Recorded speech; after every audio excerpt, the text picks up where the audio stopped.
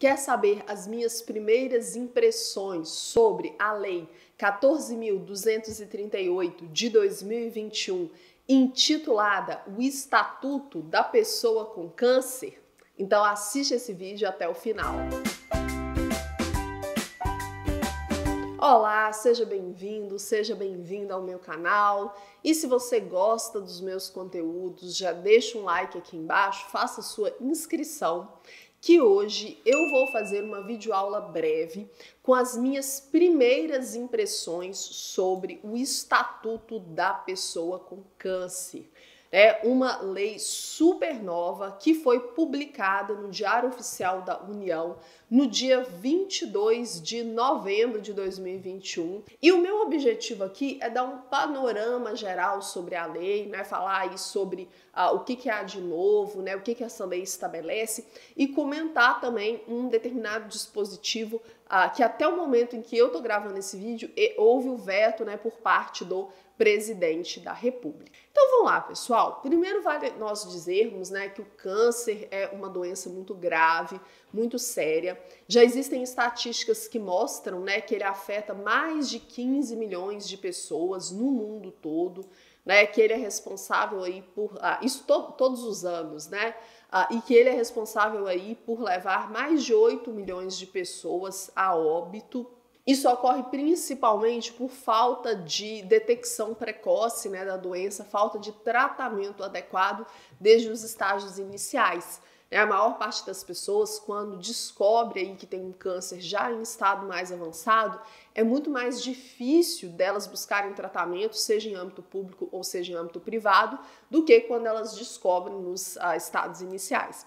Então, só daí eu já acho que essa lei cumpre um papel muito importante para além de garantir direitos, mas no sentido de que ela vai ser uma lei que vai ser muito comentada, né, pelos próximos meses, e isso impulsiona, né, campanhas de conscientização, como as que nós já temos, né, a exemplo do Outubro Rosa, do Novembro Azul, e por aí vai. Então, olha só, impressões iniciais sobre essa lei. Nós temos a lei toda, ela é uma lei mais curtinha, né? Ela toda é composta por 15 artigos ao todo, né? Sendo que o 15º é simplesmente estabelecendo que a lei entra em vigor, né, na data da publicação, que foi no dia 22 de novembro de 2021. Então, essa lei, ela é dividida aí, né, em diferentes capítulos, ela é dividida em 6 capítulos. O primeiro capítulo traz, o capítulo 1, né, as disposições preliminares. O que são essas disposições preliminares? Basicamente, é para dizer que o artigo 1º institui, né, o Estatuto da Pessoa com Câncer, que é uma legislação destinada a assegurar e promover em igualdade de condições o acesso ao tratamento e o exercício dos direitos e liberdades fundamentais da pessoa com câncer, de modo que garanta, né, a sua cidadania e a sua inclusão social. O capítulo 2, né, que começa aí no artigo 2º, ele traz aí alguns princípios, né, essenciais do Estatuto. Então, sempre como respeito à dignidade humana, acesso ao tratamento, o diagnóstico precoce, né, o estímulo à prevenção, dentre outros aí importantes.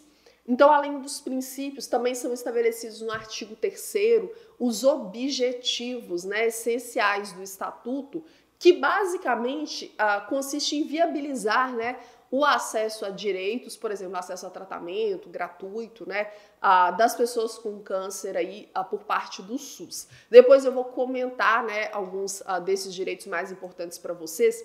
Eu só estou dando um panorama geral aí da lei, né? Então, o artigo 2º fala os princípios do Estatuto, o artigo 3º traz aí alguns objetivos essenciais. E aí o capítulo 3, né, inicia o artigo 4º, que fala sobre os direitos fundamentais da pessoa com câncer. Então, aqueles mesmos direitos fundamentais que são estabelecidos, né, para todos lá na Constituição, o Estatuto, ele fala sobre esses direitos fundamentais da pessoa com câncer. Então, o primeiro direito é a obtenção do diagnóstico precoce, está no artigo 4º. Segundo, é acesso ao tratamento universal, equânime e adequado, né, e menos nocivo. Terceiro, o acesso a informações transparentes e objetivas relacionadas à doença e ao seu tratamento. Quem já passou por isso sabe que muitas vezes não é um assunto falado, falta informação, né? O paciente ele fica às vezes sem ter a real noção do diagnóstico, da proporção que a doença dele tomou. Então é importante, né, que o acesso à informação transparente seja um direito do paciente. Assistência social e jurídica, né? Imagino que a social deve ser prestada pela assistência social e a jurídica por meio das defensorias públicas. A prioridade, né, um direito à prioridade, diferentes prioridades, né, prioridade de acesso, prioridade de tratamento, a proteção do seu bem-estar social e econômico, a presença de acompanhante, é direito do paciente com câncer durante todo o atendimento, durante todo o período de tratamento na rede pública. Essa presença do acompanhante é muito importante porque o paciente com câncer ele fica muito fragilizado, né, fisicamente e emocionalmente. Um outro direito fundamental do paciente com câncer, o acolhimento, preferencialmente por sua família, em detrimento de abrigo ou instituição de longa permanência, né, exceto para aqueles que não têm condições financeiras de manterem a própria sobrevivência, e ele tem que ir para o abrigo, né, ou por uma instituição dessas. Ainda dentro dos direitos fundamentais, o paciente com câncer tem o direito de tratamento domiciliar priorizado, tem o direito de atendimento educacional em classe hospitalar ou em regime domiciliar, né, conforme aí o interesse da pessoa com câncer e de sua família, nos termos do respectivo sistema de ensino. Então ele tem o direito de continuar estudando, seria basicamente isso, no hospital ou em casa, né, conforme o interesse da pessoa ou da sua família.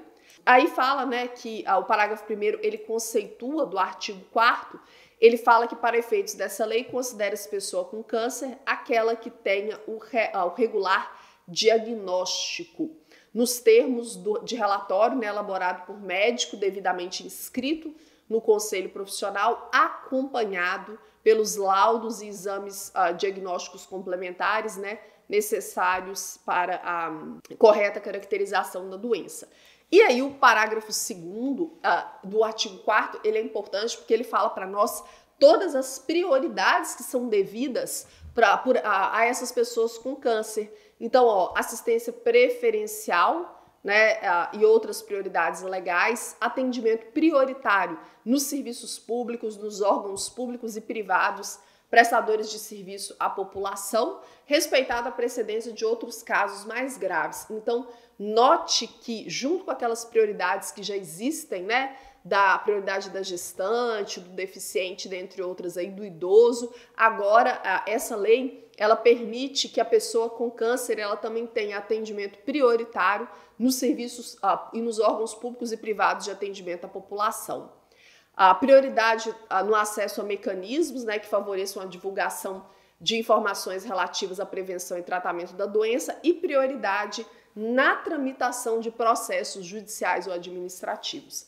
Gente, se isso vai funcionar na prática, se o Estado ele vai criar de fato meios, né, para poder garantir tudo isso, a gente vai ver daqui para frente, né? Mas todos esses direitos são devidos à pessoa com câncer e eles já estão aí, né, estabelecidos.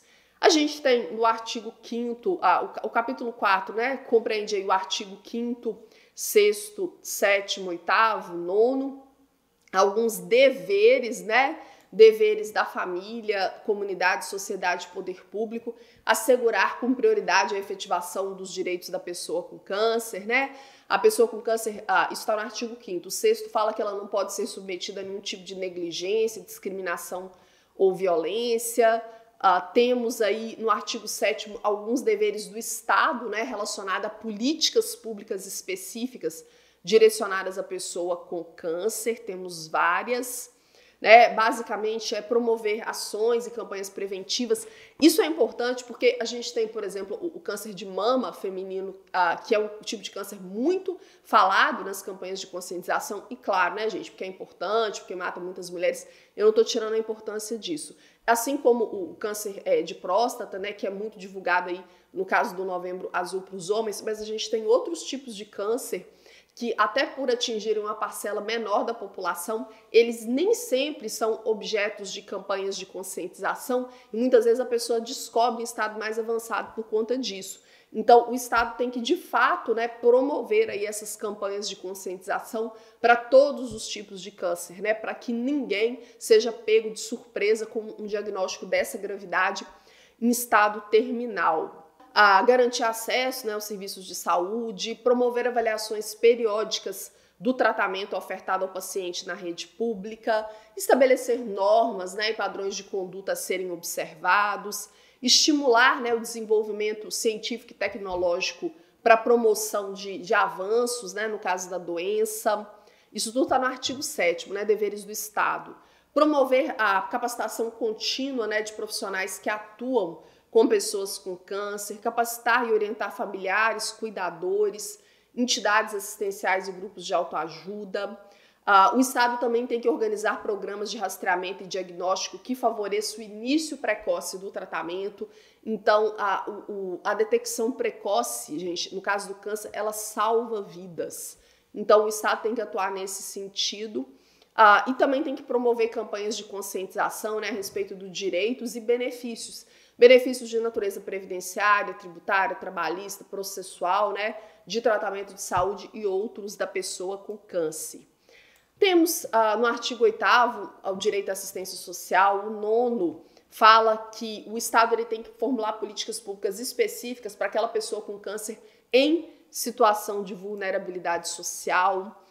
O artigo 10º, ele fala sobre o tratamento especial que tem que ser devido a crianças e adolescentes com câncer, né? E o capítulo 6, que começa aí, vai do artigo 11 até o artigo 15, tem algumas disposições finais para nós. Então, é uma videoaula com aqueles pontos mais importantes, né? Como que isso vai ficar daqui para frente em termos de efetividade, só o tempo dirá. Vale lembrar que o atual presidente do Brasil, ele vetou um artigo que lá dentro das obrigações do Estado, né, que falava que o Estado deveria garantir o acesso de todos os pacientes a medicamentos mais efetivos contra o câncer, né? Pode ser que esse veto ainda seja derrubado, mas houve muita crítica por conta dele ter vetado esse acesso ao medicamento. E aí a Secretaria-Geral da Presidência, né, até falou que essa medida comprometeria, né, um outro processo que já estava sendo estabelecido, né, em relação ao acesso a medicamentos por parte de outros tipos de paciente, enfim, deu uma explicação genérica, mas essa parte que falava sobre o acesso dos pacientes a determinados tipos de medicamento, né, mais efetivo, houve um veto aí. Então, a gente ainda não sabe, né, se esse veto vai ser mantido, mas, de um modo geral, o que essa nova lei ela estabelece, né? Direitos fundamentais do paciente com câncer, né? A prioridade é um direito fundamental, a questão da assistência à família, né? A presença de acompanhante nos tratamentos é importante. Direito à assistência social, que naturalmente vai ter que ser observada a lei de referência, né? A lei do LOAS. Acesso, né, ao Ministério Público, Defensoria, Judiciário, sempre de forma prioritária. Algumas políticas públicas, né, que são deveres do Estado, que eu já comentei, voltada aí para os pacientes com câncer. A lei também estabelece objetivos e princípios, né? Então, nós temos muitas novidades importantes. Vamos torcer, né, pela efetividade dessa lei, para que tudo isso não fique só na letra morta da lei. Mas se você, meu aluno, minha aluna, ou quem está me acompanhando por aqui, né, já queria conhecer um pouco mais, vou colocar o link da lei aqui embaixo. Um grande abraço e até mais.